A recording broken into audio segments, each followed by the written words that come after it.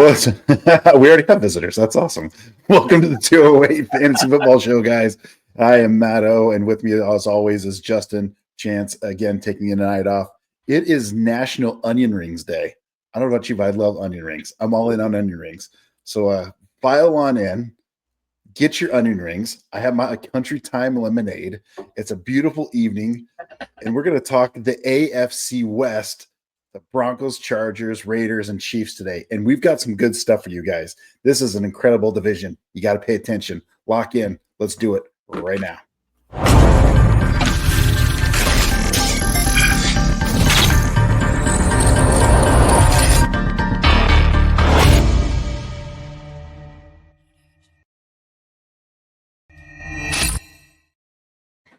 Well, we are good to go. It is it's the fourth day of summer, right? Third, fourth day. I believe it's the fourth day of summer now.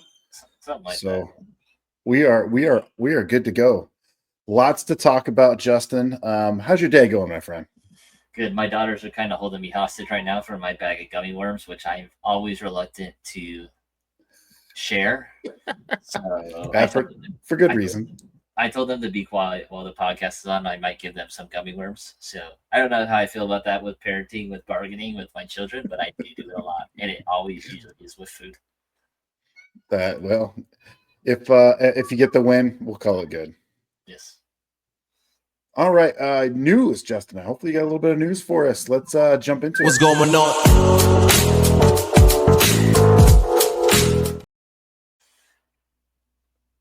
So I don't know, Matt, if you have seen this in at least a lot of your dynasty leagues. Have you seen Isaiah Bond getting picked up a lot, or Henry Ruggs getting picked up a lot in leagues? I picked up Bond in all of my dynasty leagues. Can you explain why a person should, or why your reasoning that is? So my thought is the kid's an incredible talent. Nothing's been set in stone for him. Nobody drafted him. I actually liked him over Matthews. Matthew Golden. Yeah, Matthew Golden. And I had some guys on. Our rosters are super, super deep. And my thought was, let me grab him right now. Give me Bond right now, and we'll go from there. So if it doesn't work out, easy drop. Did you put him on your taxi, or what was your plan with that? Taxi for now, for sure. Love him on the taxi. Oh, we need a little music while we're going through here. Go ahead. Yeah. Keep going, Justin. Keep going. My daughter's just singing in the background, so please enjoy that lovely music in the background. Yeah. Besh and Dante Thornton might be a thing. So they have really. I remember coming into the draft, Jack Besh from TCU. He was originally an LSU transfer. TCU had a really good year. They drafted him and Deontay Thornton out of Tennessee. They drafted Deontay, I believe, in the 5th round. And then it seems like Thornton is getting a lot more of the run with the first team. I think that's only because Jack Besh will take the Jacoby Myers role if Jacoby Myers ends up going down. Again, if you are playing redraft, I think Thornton might be more this year. Jack Besh might be a little bit more of a dynasty play. So just something to pay attention to. Matt, kind of your thoughts on that? Are you in favor of one or the other? I think they're both fantastic stashes right now. It's still a little bit early, and we're going to cover them in the Raider breakdown. But hold on to them both is going to be my comment on that. So, yep. So, and another thing from Raiders camp, Pete Carroll says they're not going to give Genty the full workload. Again, we'll probably talk about it with the Raiders about how I feel about that. I'm sure Matt has some feelings about that as well. Travis Hunter signed his contract today. It is the first non-quarterback fully guaranteed contract for a rookie ever. So he signed for $46 million, fully guaranteed his contract. It's nice to hopefully start seeing more of these fully guaranteed contracts for NFL players. I think they should be fully guaranteed. Most professional sports are fully guaranteed. You saw Deshaun Watson get his. So hopefully more of these start to come out. So it's cool to see him get that. That's awesome. Related to Colorado, Shador got arrested this week. Won 101, 110, and a 55. Talked about it a little bit. Nothing crazy. Just something to look out for if that impacts training camp at all. And then Jari Alexander signed with the Ravens, so that's pretty cool to see him and Lamar Jackson reunite from those early build days. Yeah, fantastic. Fantastic. That is our news, everybody. Tons to talk about. And again, hey, we want your comments. Stay engaged. This is meant to be for this next hour or so. Bring some comments in as we talk. We're here to help you win. That's all we want to do. We enjoy talking ball. So let's get into our meat and potatoes of the show. And we're going to be talking AFC West. In this division, Justin, I wish Chance were on because he's such a Broncos fan, but this division is super interesting and it's getting tougher and tougher as the last couple of seasons have gone on. So let's jump right into it with the Broncos. Again, I wish Chance was on so he could talk his guys up. Last year they were 10-7. They made the playoffs as a number 7 seed, ended up losing to the Bills. Justin, you have them predicted at 12-5. Give us your inside thoughts. Again, I was not a big Bo Nix guy coming into last year. I think I was pretty adamant about that. He proved me wrong. He looks like a very competent and a very scary quarterback for the next 10 to 15 years. Brings a little bit of that rushing upside. Again, we'll talk to that when we get to that. I think they added some good pieces in Evan Ingram, RJ Harvey, J.K. Dobbins are really fun adds to the backfield. Their O-line, again, they have 3 very good linemen in Garrett Bowles, Quinn Myers, who was an All-Pro, Mike McGlinchey is very good. Their defense, I think this is a top 3 defense. I think Matt kind of agrees with that. They have the best defensive player in football and PS2. They added Hufanga from San Francisco, and they added Trey Greenlaw. So really good ads in the back end. And their first-round draft pick, they made a strength of strength. I love this approach when it comes to draft stuff. They added Johnny Barron from Texas, who should fit in right in that nickel, be able to play a little safety, whatever they need him to play. That's just a scary defense. They're going to be a very tough team to beat. Yeah, in this division, they could easily look. I'll be bold in this for this team right here. They could easily win the division. I shouldn't say easily. They could win this division, but don't rule them out. We are not the Broncos of old here. So let's jump into the players again. This is our player projection current, and these are going to change. This is courtesy of our friends over at Fantasy Pros and their position ranked ADP and draft round. Again, these will change as we get closer and closer in the season. We've seen J.K. Dobbins is a good example, right? He was nowhere near his ADP, and now he's just slowly rising. So, but let's jump in. Bo Nix, Justin. Bo Nix finished our QB 7 last year, 7-8, depending on where you were playing your games. But he is position 8, ADP 68. You get him in the 6th round. Do you like him there? Yeah, he's just really. I just didn't think he would be this good this fast. That's the scary thing. He runs the ball really well. Again, he finished as the quarterback 7, threw for 3,000 yards, had 29 touchdowns. You'd love to see that 92 rushing attempts, 430 yards. I think his touchdowns could go up. He has such a high floor. That's the scary thing. Again, they added a little bit of receiving depth behind Court Sutton with Evan Ingram and Pat Bryant. I just think he's going to keep making those jumps. I think he could be of the rookie class. He could be what Jaden Daniels was last year. Like he could be talked about as the number 1 guy in the class. He's scary. This team is really, really good. Yeah, him coming into his 2nd year, and I will tell you, Justin, we were high on him, and the only place I was high on him was as long as he ended up in Denver. And I think a lot of people like, really, Denver? And I said yes. Him and Sean Payton were like just a perfect match. And now they go out and get RJ Harvey, they get Pat Bryant, and that defense is just going to give them massive opportunities, right? Hopefully, a lot of 3 and outs for that for the defense, right, to give offense more chances to score. But I like Bo Nix. I'm going to go out on a limb right now and say Bo Nix will be a top 5 QB in this year's fantasy. It's very easy. Again, he finished 7 or 8. There's no reason why he can't get up there with the new addition of his weapons. And in the 6th round, yes, please, I'll do it. If you can get him, go ahead and snag him in the 6th round. We just talked about a little bit about his new weapons, but he's got new running backs in addition to that room, RJ Harvey, J.K. Dobbins.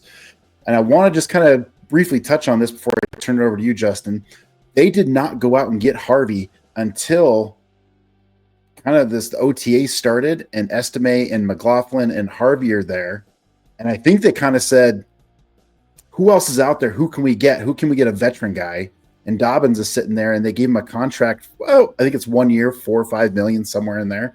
Not a ton of money, but they're going to use him. Do you think the Dobbins sign hurts Harvey's ADP in the 5th round with it going 21 overall? Yeah, I would take Or 21 division rank.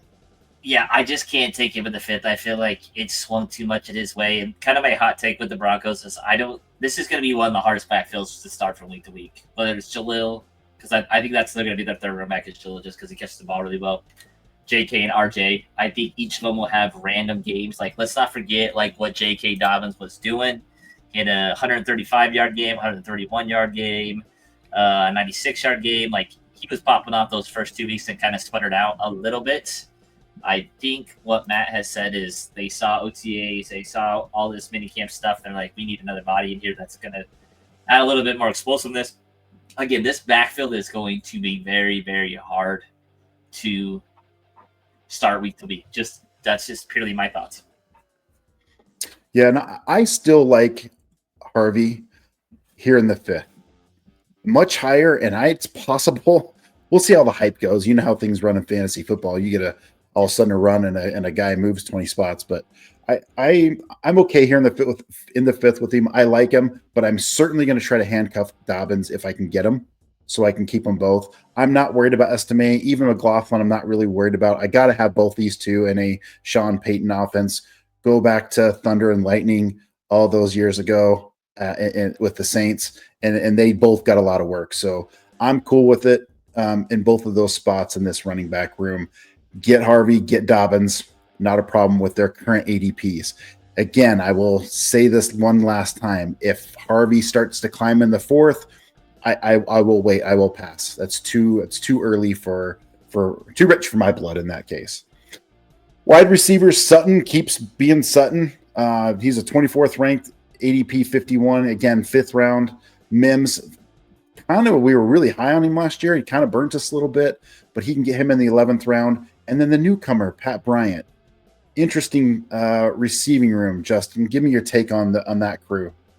So Cortland Sutton and Terry McLaurin feel very similar career arc-wise. Like, they've always been on the cusp, decent. Like, this is Sutton's, I think, his second 1,000-yard season in 2019 and a 1,000-yard season too. Terry, I felt like kind of broke up on the scene and then kind of been very much an average receiver. Now they have these new young quarterbacks to come in.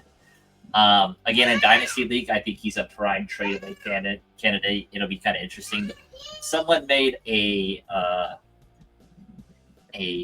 what do I want to call it? A comparison between Marvin Mims and Braden Cooks and how Sean Payton should use him. Being that fast outside guy, that'll be interesting. I think Pat Bryant's been gassed up quite a bit as that Marquise Colton's guy, and I don't know if he can do that. Yeah, I'm not sure either. I will say, so Vele, yeah, for sure, you're good. Vele has had an interesting camp, or I guess I should say with OTAs a little bit. I've heard some good things about him. I still like Bryant. I still like Bryant better. Troy Franklin, I'm not out on, or I'm not in on him at all. I think we had high hopes for Franklin. That's why I left him off the list. I still think Pat Bryant will overtake Vele for sure. Pat Bryant is a much better wide receiver, although young. Keep that in the back of your mind. Vele didn't really have very many receptions last year. Just pulling up his stats real quick. Again, so he had 55 targets, 41 receptions, 3 touchdowns, and less than 500 yards. That's easy for Pat Bryant to absorb those receptions. I just like Pat Bryant so much better than Vele coming in. But we'll monitor it. We will keep that for you. And again, I'm out on Franklin. Had high hopes for him, but I just think we're past that. The other tight end that I think we both like, Evan Ingram, the old man, as we'll say.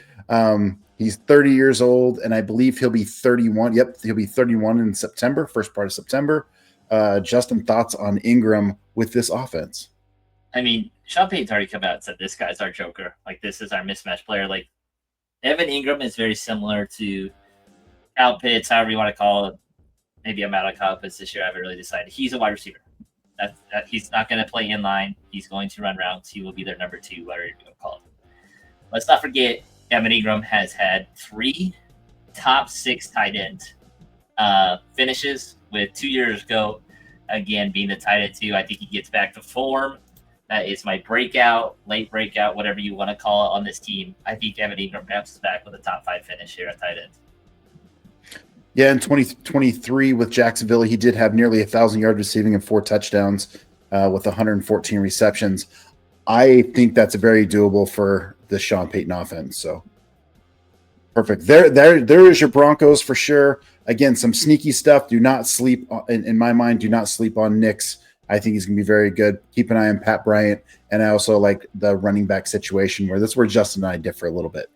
Again, hey, make sure you hit that like button, subscribe to the channel. Again, we want nothing more than you would win your fantasy football league. Leave us a comment. Put something in the chat. Again, we'll answer questions for you the best we can, and we'll just keep cruising on here. Chargers, again, in 2024, they were 11-6. They did make the playoffs as a number 5 seed, eventually losing to the Texans.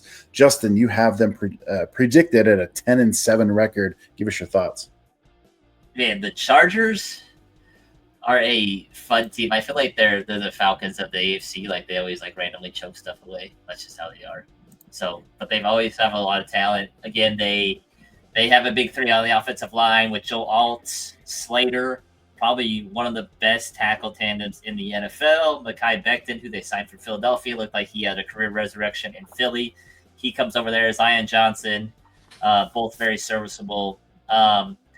They bring in Amari Hampton with Najee, kind of very similar to Denver, where Denver brings in a rookie guy and they bring in a veteran. Najee and J.K. Dobbins' contract is exactly the same. So it'll be kind of interesting to see how that works.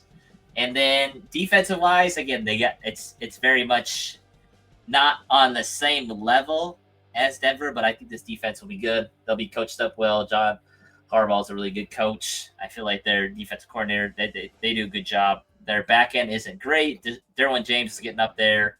In A's, they still have Khalil Mack. But again, I think this team will challenge the Chiefs a little bit here. I think 3 teams from this division will go to the playoffs, though. Perfect. Again, I have them slated number 3 in this division, still potentially making the playoffs, but this team is improving year to year. And we're going to see why here in just a second. But Herbert, I believe Herbert was 1, 2, 3, 4, 8, 9, 10, 11. He was number 11 in fantasy football last year. Herbert is a talented guy. I love Herbert. Yuki is the 15th ranked. You need him in the 14th round, essentially. Super late, which I think you can get a lot of QBs late in this year's draft. But the thing with Herbert is I feel like he's a race car with a governor on it. I think Harbaugh is just like, hey, you're good, but I'm like, I don't know. He had 23 touchdowns, 3 interceptions, and threw for less than 4,000 yards. I'm like, I kind of wish he had more yards, or he could do a little bit more. Since Harbaugh's been there, he threw for 4,000 and 5,000 yards previous, and now this first year there was 31 with Harbaugh and 38.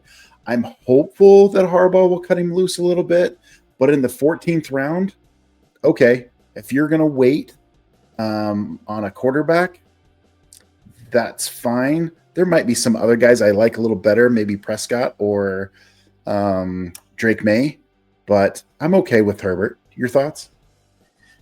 So I think the biggest thing with Herbert is who, again, Matt already talked about it, the coaching attachment. So Harbaugh has always had Greg Roman as his OC. Greg Roman was in the Alex Smith years, the Colin Kaepernick years, and then he was with Lamar Jackson, Joe Flacco, and the Ravens days. So like I feel like there's never been a huge passing upside. So like the yard is just never going to be there. I don't think we're ever gonna get that passing outcome desired, even that rushing a desire. I mean, he went up to 69 carries this year for 306 yards.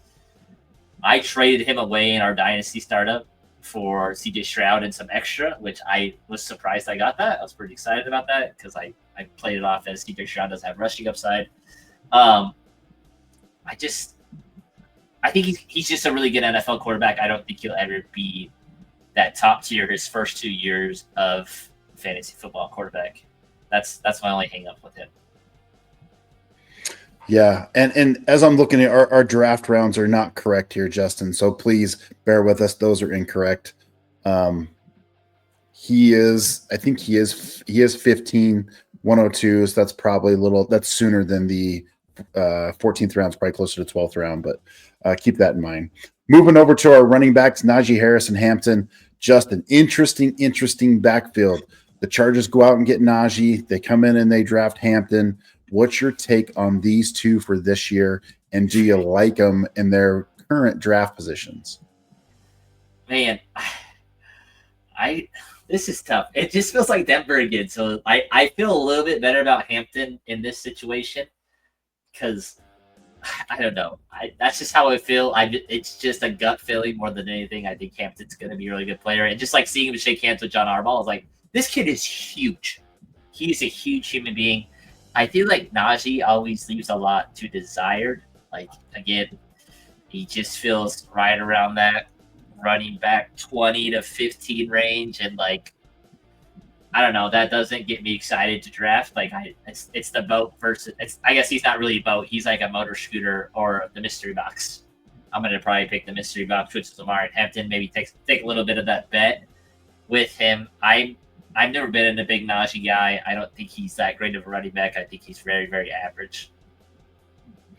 Yeah, I much like the quarterback situation. My take on this is who is our head coach, right?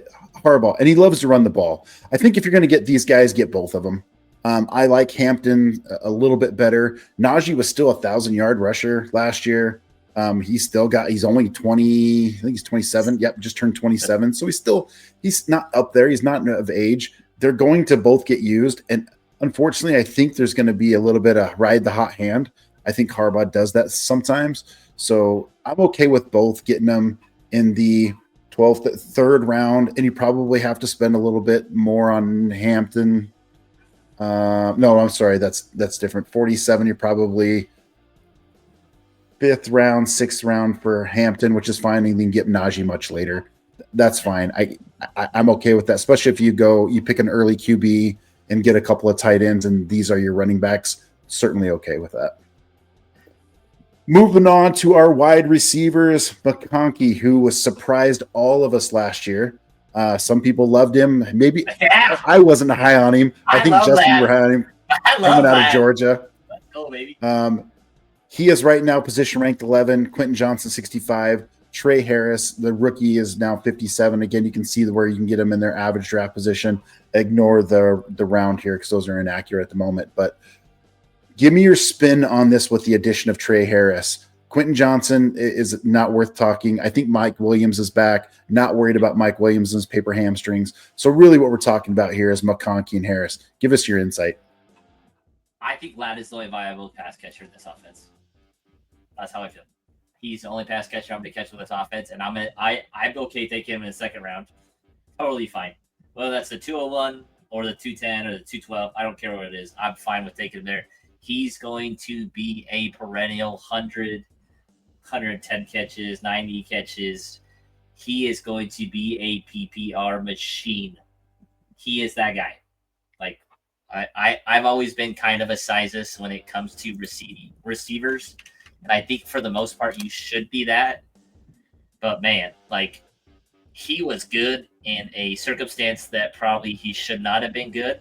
Like, it was a very run heavy offense. He finished as the wide receiver 12, 112 targets, 82 receptions. It felt like it took him a while to get going. And then, man, in the postseason, he started popping off. So I am all on that train of Ladd. Yeah, I'm probably a little less hyped about McConkey, although he's still going to be a good wide receiver.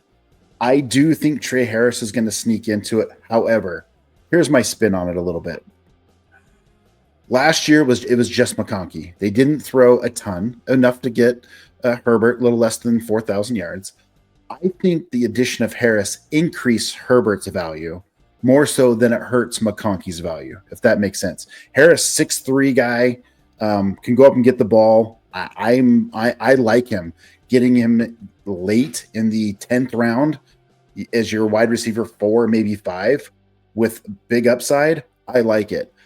I'm not opposed. I don't think he's going to be anywhere a top 10 or top 15. Could he be a top 25 wide receiver? Yeah, it's possible, depending on what happens with that offense and that defense. But I like McConkey. I wish last year we got such value on him. We got him so late. And now you got to spend a second rounder. Oh, I don't know if I like that value this year, but I'm not opposed to getting to him. Would you rather have Trey Harris or Pat Bryant? Ooh, I think I'll take Pat Bryant. I think I like Pat Bryant just a little bit more in that offense. So I like it. Moving on down to tight end. Look, it's Disley, Conklin, and Gadsden. I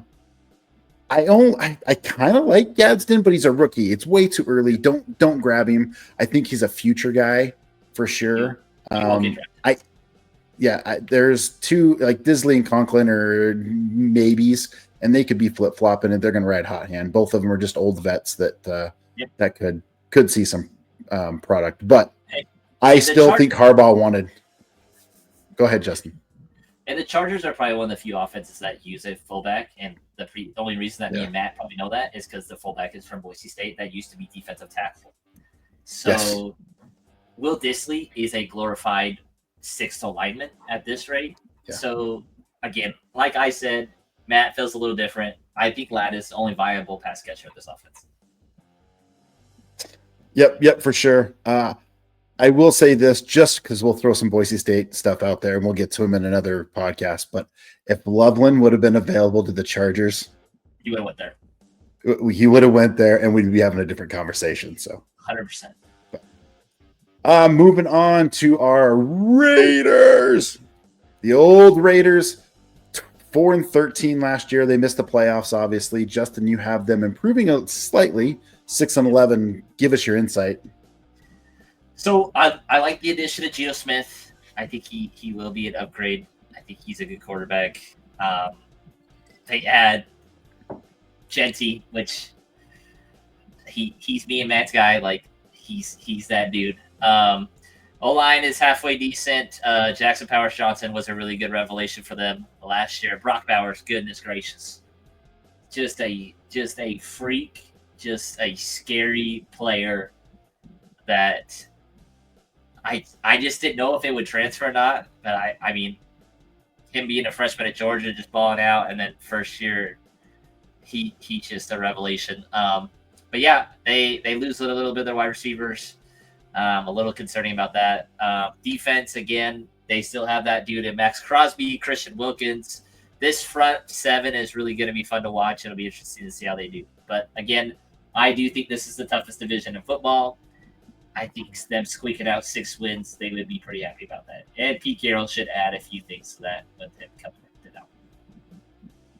out. For sure. Again, 6-11, they'll miss the playoffs. Probably get another high draft pick would be my guess.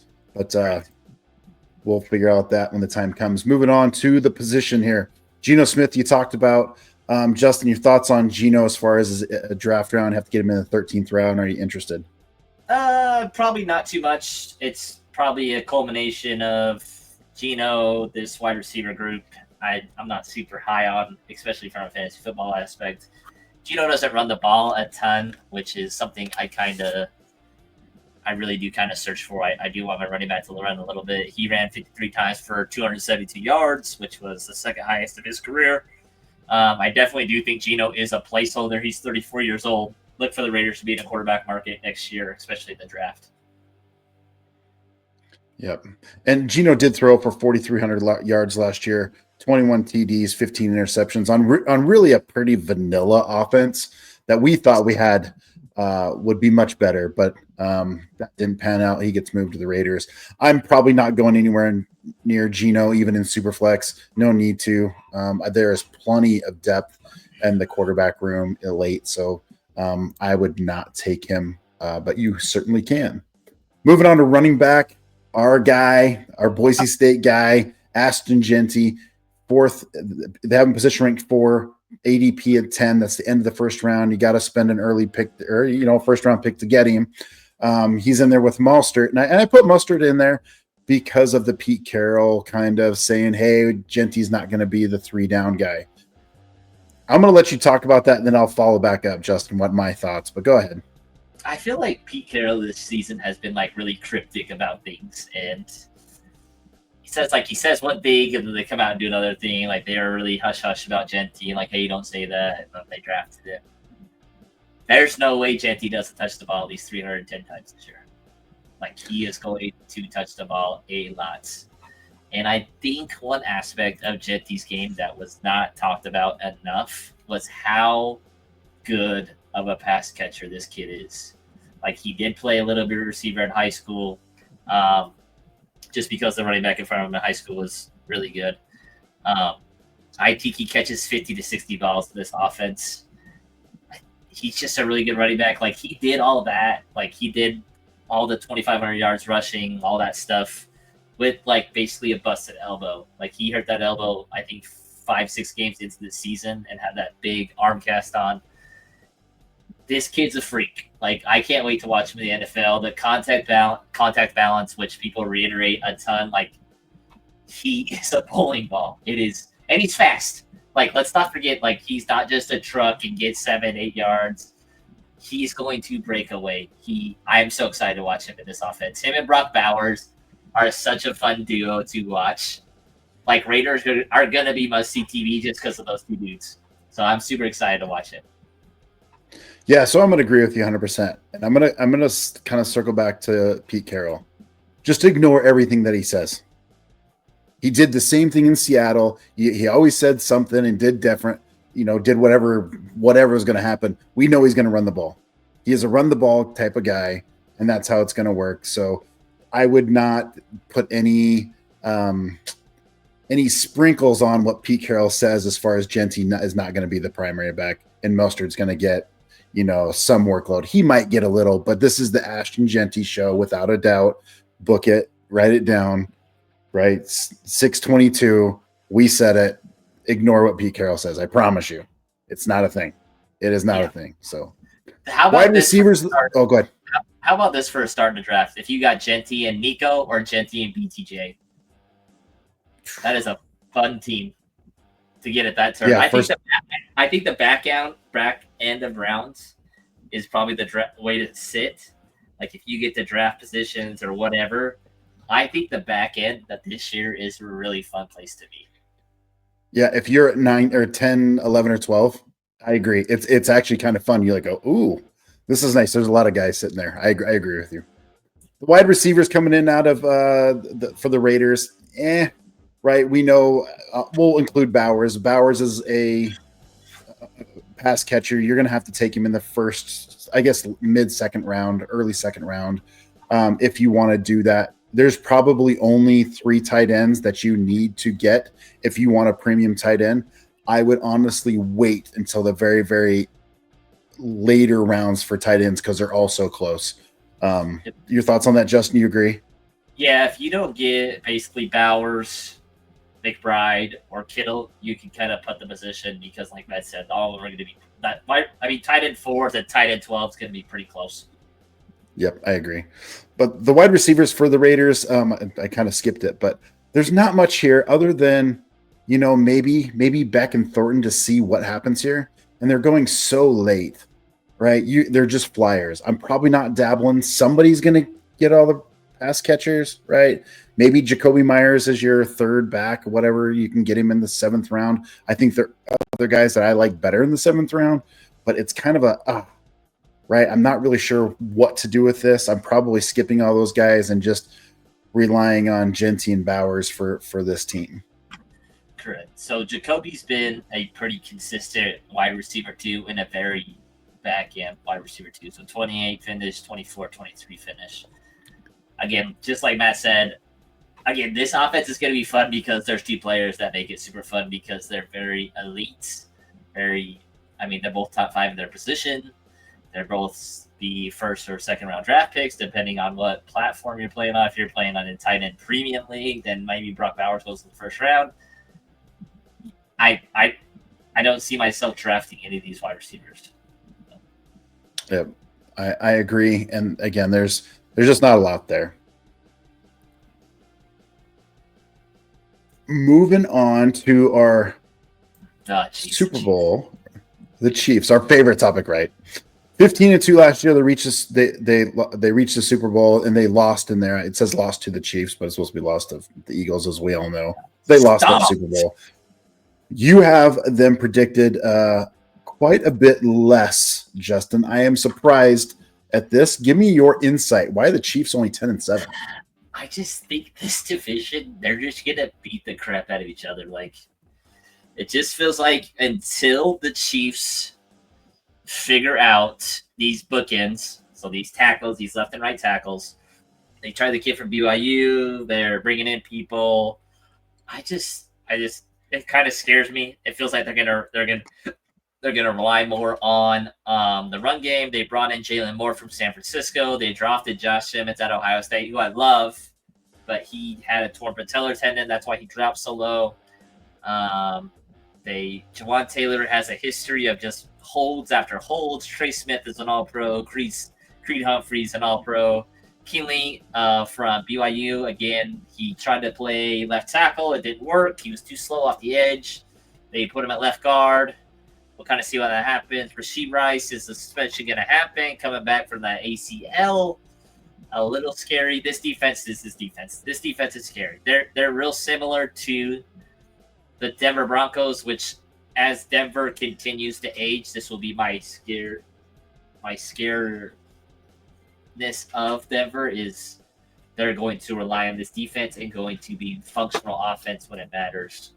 So that'll probably be 2 or 3 years down the league. But this defense is nasty.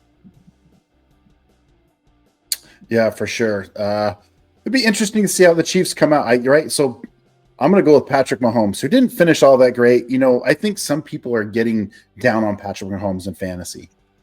I think currently he's going in the 5th round, right? He's ranked 6th, ADP's 55, 5th round, which is late for Patrick Mahomes. People are kind of frustrated. A couple years ago, he was going in the 1st round. Some people are really reaching and wanted him. 5th round's now a bargain for me. I'm okay getting Patrick Mahomes in the 5th for sure. I think that's much better value. And I think they could surprise some people. They're trying to pull some people together, so we'll see. Thoughts on Patrick Mahomes there, Justin? Yeah, I just like last year was his first time not finishing as a top 10 QB, at least in half PPR. He doesn't run the ball as much as he used to. I mean, he usually averaged around 300 yards a season. His touchdowns just feel like they keep going down. I mean, his second year, he had 50, he had 38, 37, 41, and it's kind of leveled off 27, 26. Will continue to be that range. He is a quarterback that has to throw for touchdowns. Like, he's not going to run the ball in. Again, as his ADP, I think will continue to sink, like Matt has alluded to. I think he will be a bargain by the time we get to redraft season. It will not surprise me if he drops to 6th round. I mean, is it possible 7th? Probably not that far, but it would not surprise me if he drops to the 6th round. So we'll see. I think he's a bargain. I think there's opportunities there for sure. Moving on to running back, Pacheco and Hunt.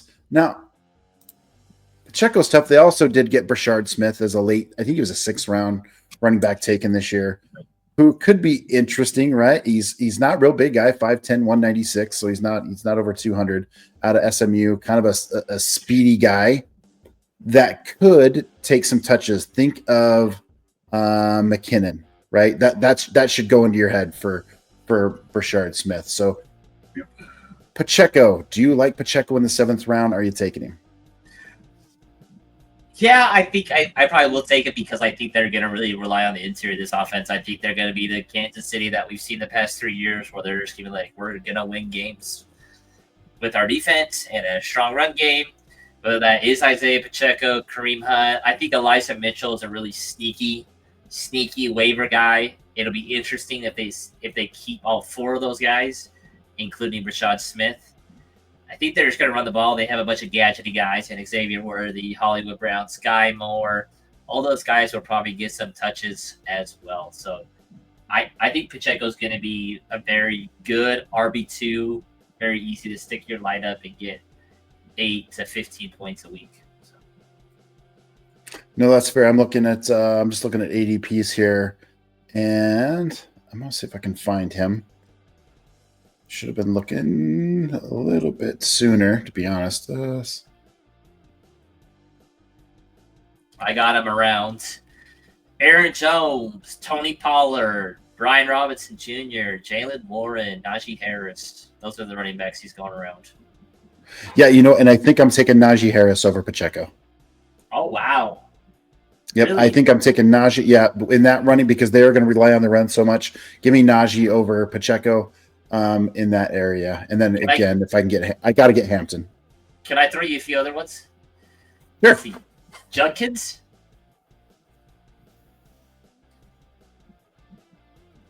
No. Caleb Johnson. Yes, I'm a big fan of Caleb Johnson. I think he is a sneaky pick. Your boy Swift. Do we have to talk about Swift right now? Can we just save him? Can we save him for another day? I don't want to talk about Swift right now. He's next week. NFC North. I know. Yeah, you're gonna make me take Swift, but I don't want to talk about him. I think that was gonna be a tough one. Shakir? No. I'll take Pacheco. Pearsall? No, I'll give you Pacheco because it depends on the construct of my team, but I'm probably taking receivers a little bit earlier in that. And then last one, Josh Downs, who I traded for in one of our leagues. Yeah, if you have the right running backs and Pacheco's kind of your third, fourth guy, yeah, I'll take Downs. All right. Yeah, that's good. Good stuff. Speaking of wide receivers, you got the wide receiver group with the Chiefs. You got Rice, Worthy, Brown. I did throw Royals on here. Rice, he is ADP is 46. Worthy is 56. Hollywood Brown's 144, and Royals is 222 to be precise. Justin, are you taking Rice with a second-round pick? Okay, so this is kind of where I did my notes in like my hot take with Rice. Okay, so his first 3 games before he got assaulted by Patrick Mahomes on that blindside block, he had 7 for 103, 5 for 75, and then 12 for 110. So very, very good numbers. Okay, his injury was a pretty devastating injury. Like, I don't care that it happened in week 4. It still happened. It was still pretty bad. I would not take him in the second round. Matt can maybe look up some wide receivers around there. I can tell him yes or no. I think this is a very strong pivot to Xavier Worthy. Rashee Rice and Travis Kelce kind of do the same thing. Very much middle of the field, very much yak guys. Make sure we get the ball within 5 yards. Xavier Worthy does something, again, he's very similar to Hollywood Brown, but they invested a first-round draft pick in Xavier Worthy. They want to see him do well. I think he's someone that will continue to dip as Rashee Rice continues to go up because people are chasing the production that was in those first 4 games. I am very much against chasing injured players coming off ACLs. I feel like we've only ever really seen one player really come back and do it at a crazy pace, which was AP, and AP is an alien. He is not from this planet. So again, I would very much pivot to Xavier Worthy, really bet on that second year breakout, that sophomore breakout. Let me give you a couple guys. Garrett Wilson. Gosh, my Garrett Wilson attest. I know. That's why I picked him. I would probably take Garrett Wilson. Marvin Harrison Jr. Oh, MHJ, dude. All day. Terry McLaurin. Yeah, I'm going to take Terry. Debo looks kind of fat. Mike Evans. Oh, Evans. Evans for sure. DJ Moore. Probably Rice in that one. Let me give you one more here.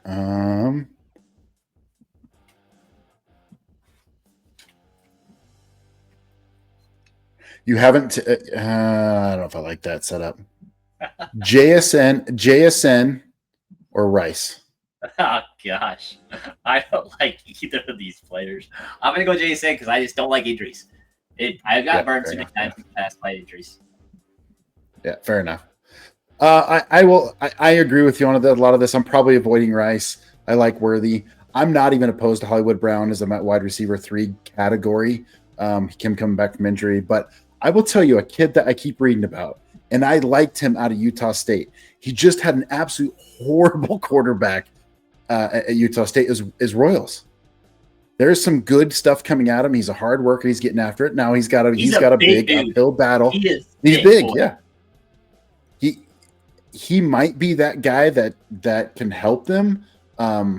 And if he shows up well, maybe he'll get the ball. But again, he's got a mountain to climb. But I sure do like Royals a lot. I liked him pre-draft. I like him now he's on the Chiefs. There is that. I don't know if I want to compare it this way, but I think the opportunities there, just like Egbuka. Egbuka's got a little bit of a hill to climb, right? They're kind of in that same category. They both can get it done. And Egbuka's a different. Don't get me wrong. Good Lord. I'm not comparing Royals to Egbuka. No, that's not what I'm saying. Because Egbuka's different. That's yeah. Somebody's gonna say that. How can you compare those two? That's not what I'm saying. I'm just saying they both got to climb a mountain here to get some playing time and could be very, very beneficial. So, Kelsey's an interesting one. He's 5. His ADP is 82. You have to spend a 7th round pick, and I do want to pull up just some stats from him last year. Just for giggles, how many receiving yards do you think he had last year? 942. I don't know. That's my guess. 42 receiving yards, or no? 942 yards. Oh, 9. So you're close. 823. Okay. I'm. You know what? It was weird because he seemed like he was so far out of the loop last year that. I didn't think he was anywhere close to 800. I really thought he was less than 6. So I was like, wow, he did only have 3 touchdowns now, and that's probably why I felt that way. So it's like, man, does he have another year in him? Because, they lost the Super Bowl. Can he refocus? He's like, this is going to be my last shot. Maybe there's one more after it. I don't know. But I think there's a chance he could be super focused. And you have to spend a 7th round pick. You don't have to spend a 2nd round pick on him. You don't have to spend a 1st round pick on him anymore. He may fall. And I think that's pretty good value, even though he's going to be 30. He'll be 36 in October. I think he's got one last decent year in him. No worse than what he was this year. Give me your thoughts. Yeah, I think to kind of circle back to Matt's Patrick Mahomes point, if you draft Patrick in the 6th, just double down and say, I'm going to take Kelsey next round. If you take him in the 6th, like, all right, Kelsey, we're stacking it. And just chase a little bit of that stack. I think that's a good stack to chase since it is so late. Again, I would always pair up Patrick Mahomes with a good running quarterback, maybe bet on a Cam Ward or something like that to pair with him. But I think that's a really good setup there. Yeah, give me so let's assuming you have your quarterback, maybe you got a Josh Allen or maybe you got Patrick Mahomes already, kind of in that same area. Cooper Kupp or Travis Kelce? Probably Kelsey. I just don't trust that Seattle offense at all. Mooney or Kelce? Oh my gosh. I knew you were going to like that one. He's just talking at me. Mooney almost had 1,000 yards. I know. Oh, man, that's tough. I think too much Atlanta Falcons stuff, dude. It's Mooney. He's having a really good camp. I'm excited to watch him this year. I mean, like, Matt got to watch Mooney before I did. I did not know Mooney was that guy. Like, he's a good receiver. He was good in Chicago, and if that doesn't tell you anything, he was even better in Atlanta because Chicago. My Bears will figure it out someday. I don't know if it's before I go, but Mooney is a very good wide receiver. Let me give you one more.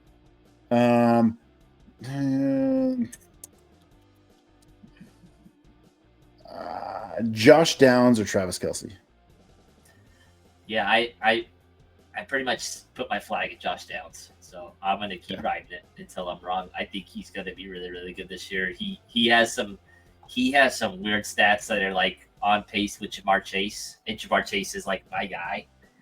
So I was like, I'm going to chase this and see what happens. I think Daniel Jones is going to make him. Do you remember Wandale last year? where he was just catching a gajillion balls randomly, but like had like 50 catches for like 60 yards. It's Yep. like that's what Daniel Jones is going to do to Josh Downs. Hope so. So I hope that's so where too.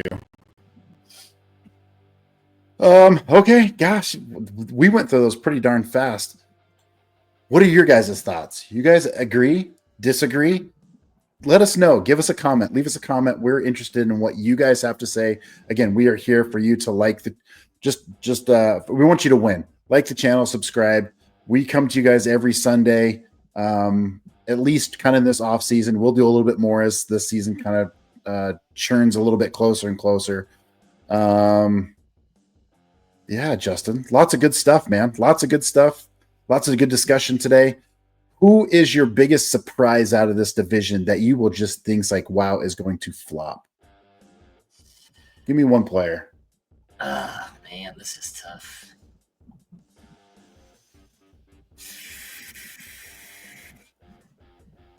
I can't think right now. I just don't think Rishi Rice is going to be that guy this year. You stole my guy. I just don't understand the hype. I don't like his knee. Like it was, I think it was more than just his ACL. Like it was a pretty big injury. And again, like I just have been burned so many different times on injuries with that. Again, an add-on since I still Matt's maybe Matt wants to still talk about Rice. I think the RJ Harvey's hype is way too much. I think people got to sell your role.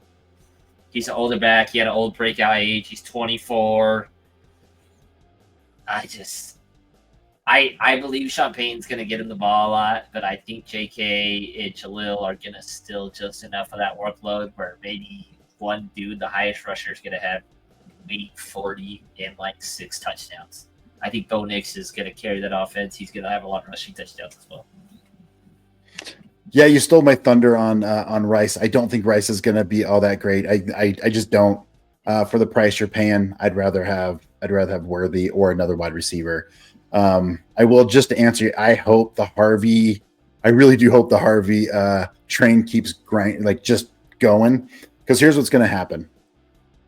Right, this is a future Matto talking, I guess. What's going to happen is somebody's going to draft Harvey in the 3rd round because they're all excited, right? They're a Denver fan playing in our leagues, and he's not going to do anything, and they're going to get frustrated, and there's going to be an opportunity for a really, really good trade. And in the second half of the season, I think Harvey's going to step it up. I really do. I like Harvey a lot, but I'm not going to pay a 2nd rounder for him, right? But I'm going to get some value and maybe make a couple trades and add to my running back depth. Give me a surprise guy, somebody that people are sleeping on that they shouldn't be. I think it's got to be Evan Ingram. Like me and Matt already talked about it. I think like Matt said, that 1 year with Jacksonville, he had like 143 targets and like 112 catches. Like he is like, if you're playing full PPR and even with the tight end premium, I feel like people kind of forgot about him. He got hurt. Very under the radar signing by Denver. Sean Payton has talked a lot about him. It feels like Sean Payton has been looking for a tight end ever since he traded Jimmy Graham to the Seahawks.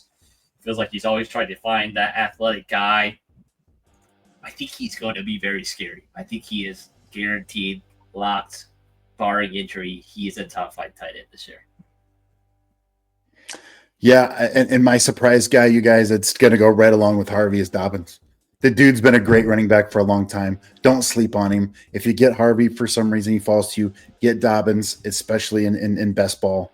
But if you want that, Sean Payton's going to use his running backs. He's very clear of that. And Dobbins is going to be that veteran guy that's going to get some early workload carry, and he's going to surprise some people. He will be a sleeper for sure in my eyeball. So. Well, Justin, we are just about out of time. Give me your final thoughts. We'll get things wrapped up here for this evening. So this is my bold take on this, and on anybody position-wise in the AFC West.